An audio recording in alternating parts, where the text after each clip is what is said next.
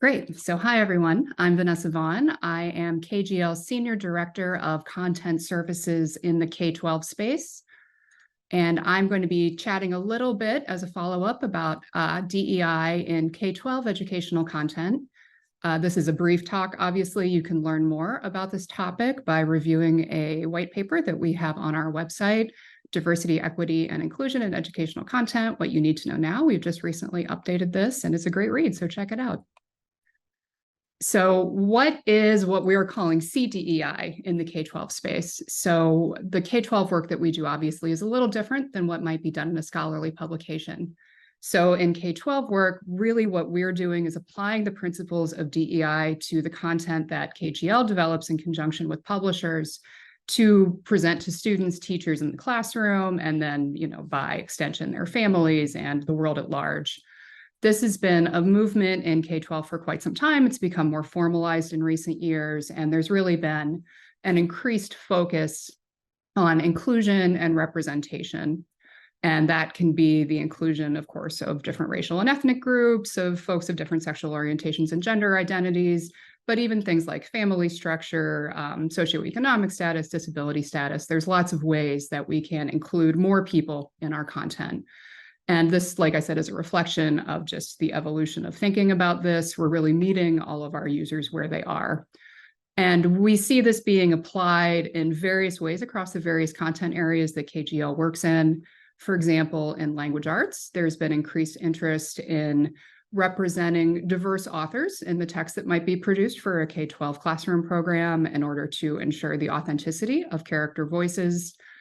In social studies, there has long been an effort to bring in more stories from people whose stories were not necessarily being told, and that has been, again, just more expanded and more formalized to help students understand the various experiences and viewpoints that make up historical interpretation. And even in things that you might not think so much of having a content effort with DEI, like in the STEM fields, there's been more attention in recent years on representing the contributions of scientists from underrepresented groups, of showing that STEM is for everyone and not just for the idea that people might have as a scientist. And why does this matter? In K-12, we reach so many different students across the whole country, sometimes across the world. And in the United States especially, there's been demographic shifts that mean that inclusion in content simply makes it more representative of the student body that we talk to. The US Census Bureau estimates that about half of all young people 17 and under will identify as non-white by 2030, which is right around the corner. And already about 30% of that same age group are people who live in non-traditional households. So household family structures that are not married opposite sex parents. This ranges from students being raised in a single parent household, folks that might live with grandparents, children of same-sex couples. And of course, you want to reach out and engage with students in ways that are reflective of their lives and their experiences, because it not only just makes them more interested, it makes the content more relevant for them. It engages them, greater in the learning process, and that in turn can lead to improved performance. There have been a lot of studies, this has been going on now for many years, in assessment, for example, that what is known as culturally responsive assessments, or assessments that incorporate CDI principles, offer students a way to demonstrate more authentically and more accurately their skills and knowledge without relying perhaps on prior knowledge from a cultural context. And that can be things as simple as not all students celebrate all holidays. So if you provided, for example, a reading passage to a student and asked them questions about a holiday that they don't celebrate, a student who does know about that holiday might do better than a student who didn't already know about that holiday. And we want to make things as fair and unbiased, as accurate as possible.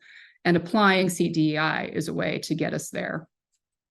In the K-12 world, the content that we develop really is driven a lot by what different states would like us to do based on their standards. States have expectations for what their students learn, and educational materials have to meet those standards in order to be adopted and be presented in classrooms much of the time. So, for example, California in a recent year implemented a new requirement for ethnic studies to help students understand the diversity of the state. So now there will be a bigger push to create K-12 ethnic studies material to support that need. And of course, as we all know, there's just changing expectations of the public, who are the ultimate users of all K-12 programs, to be better about DEI, to be more inclusive, to have greater representation. There are some exceptions to that rule. I think we've all heard about some of the notable state-level efforts to limit the expansion of content DEI. Florida comes up a lot in this. Quite famously, not too long ago, Florida rejected many, many math programs for saying that they included barred topics. Both Florida and Texas have passed legislation banning discussion of sexual orientation and gender identity in certain classroom situations. Florida has also passed what's called the Stop Woke Act in 2022 that limits conversation around things like racism and sexism and national origin. In many circumstances, you can discuss it, but you can't endorse a viewpoint. And there's, I think, a lack of clarity around how that will be interpreted. A lot of states have passed legislation on what they call critical race theory. No K-12 program could ever teach critical race theory. There's not enough pages in the book. But sometimes there's confusion around, again, what that is. So there's been some efforts to limit that. And of course, for decades, there's been controversy around what a school library might have in stock for students to read independently. And we have seen some expansion of bans, again, a lot of them in places like Florida, over what topics may or may not be there. So there is still some limitation around the use of CDEI in the classroom, but that is generally the exception rather than the rule. So knowing that CDEI is the way that the industry is moving, how can we focus on it? It kind of like Amy was saying, it's a joint effort. It's not just the work of content writers and content editors. It's also the work of illustrators, of art researchers, of designers, of people who work with accessibility to ensure that all of our students are able to access the content to support equity goals.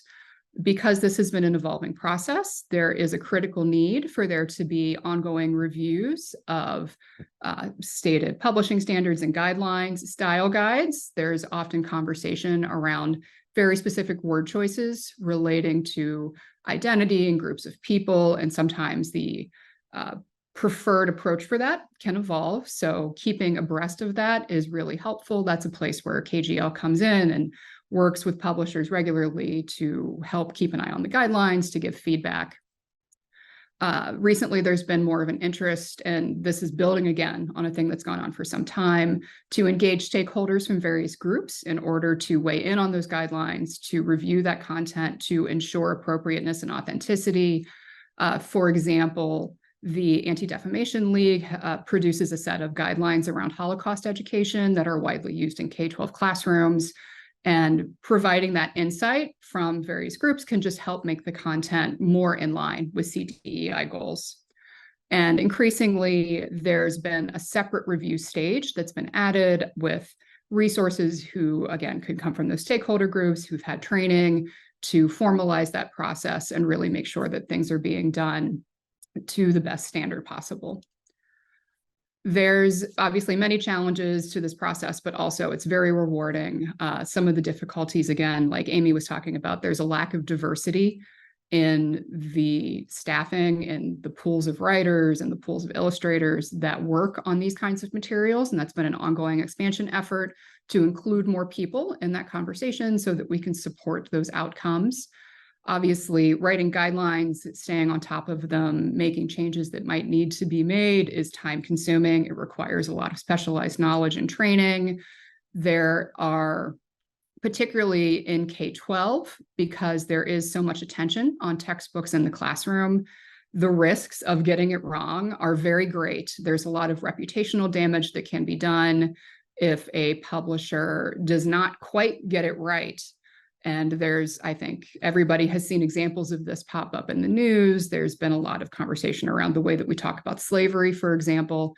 And when those things are not done well, then the public perception of that can really damage the whole view of the program, the view of the publisher, and in some ways, the view of the topic and the subject and the way that it's taught by everyone. So there's a very big incentive for everyone to do the best they can. And along with that, there are the simple rewards that having a greater diversity of voices and being more inclusive leads to better programs. Going back to the language arts example, if you think about a K-12 language arts textbook, something you might have read in high school, it would be a lot more interesting just to read a lot of different kinds of texts by a lot of different kinds of authors than only reading traditional texts from the Western canon. So diversity, equity, and inclusion here is not just a principle and a goal, it's a pedagogical improvement. Again, helping students be more engaged with the content and making connections with what they're learning helps them have greater understanding. It helps build critical thinking skills. So it's great for student outcomes.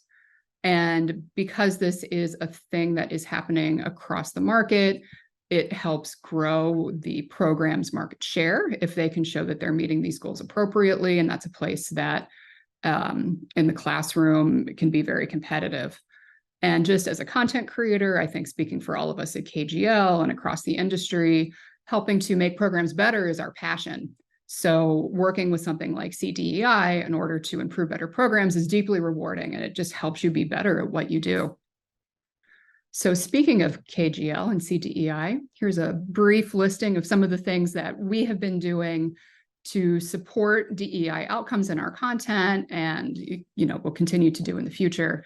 We help publishers with their guidelines development, reviews, and feedbacks. We can do prototyping, not just of text, but also of illustrations and visuals. We're very active in passage development and narrative and assessment development that adheres to CDEI principles. We do have those kinds of DEI reviewers that can perform necessary tasks.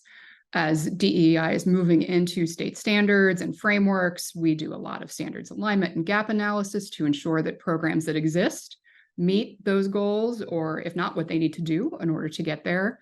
As I mentioned, we do work with photo and art research. We're working on an illustration program right now that's very focused on helping with CDEI. And one thing that we're seeing increasingly when we do, say, a classroom video or a short animation is an interest in matching up a character that might just be a cartoon character with a voiceover actor of the same race or ethnicity of an appropriate age in order to create the best and most authentic experience for students. So that wraps up my brief talk. I'll turn it back over to Mike to raise any questions. Thanks very much for your time, everyone.